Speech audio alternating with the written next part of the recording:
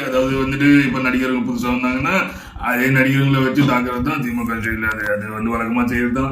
இப்ப வடிவேலுடைய நிலைமை எப்படி இருக்குது, டாப்ல இருக்கிறாங்க. அதே மாதிரிதான் வந்து சத்யராஜ் வந்து போலியா சும்மா வேஷம் பண்ணுறது. அவங்க வீட்டுல ஜாதி இல்லையா, எல்லாம் ஜாதி ஜாதி ஜாதி வச்சிருந்தா எல்லாம். பிரகாஷ்ராஜ் வந்து என்னது இந்துவா, ஆனா இந்துவை மட்டும் விமர்சிக்கிறாரு. எப்படி நீ கிறிஸ்டினா இருந்துட்டு இந்துவை விமர்சிக்கிறது முற்போக்காளர்னு பேரு, முற்போக்காளர்னு.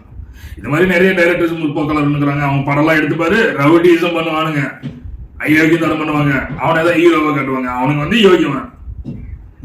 விஜய் பற்றி சொல்றதுக்கு உங்களுக்கு என்ன இருக்கு? மக்கள் அவரை தேடி போறாங்க, உங்களுக்கு அதுக்கு என்ன சம்பந்தம்? நீ உங்க நடிகர்னா நடிகர் வேலை போற, அவர் வந்து இங்க வந்துட்டாருன்னா அவரை பொலிட்டிக்கல் விட்டுருங்க. அதை விட்டுட்டு நீங்க என்னத்துக்கு அவரை வந்து தாக்குறீங்க? என்னையா உங்களுக்கு காசு கொடுத்துட்டாங்க, காசுன்னு அலையிறீங்களே. காசு என்னையா, காசு வச்சுட்டு என்னையா பண்ண முடியும்? காசு வச்சுட்டு இன்னைக்கு சுத்த முடியும், நாளைக்கு சத்தம்னா நாளைக்கு நான் நினைப்பாரு. காசுன்னு காசுக்காக 200 ரூபாய் கொடுக்குற ஊப்பி மாதிரி நீங்க அலைஞ்சிருக்காதீங்க. அவங்க சொல்றதெல்லாம் நம்பாதீங்க. இந்த மாதிரிதான் என்னை அழிச்சாங்க, அதே மாதிரி இந்த தம்பியை வந்து விட்டுறாதீங்க மக்களே. நான் ஆன்மாவா சொல்றேன், நம்ம தம்பி விஜய் மட்டும் விட்டுறாதீங்க. அவர் பெருவாரியா அவங்களுக்கு வந்து ஒரு வாக்குகள் கொடுத்துட்டு அவரை வந்து வெற்றி பெற செய்ய வேண்டும். நன்றி, வணக்கம்.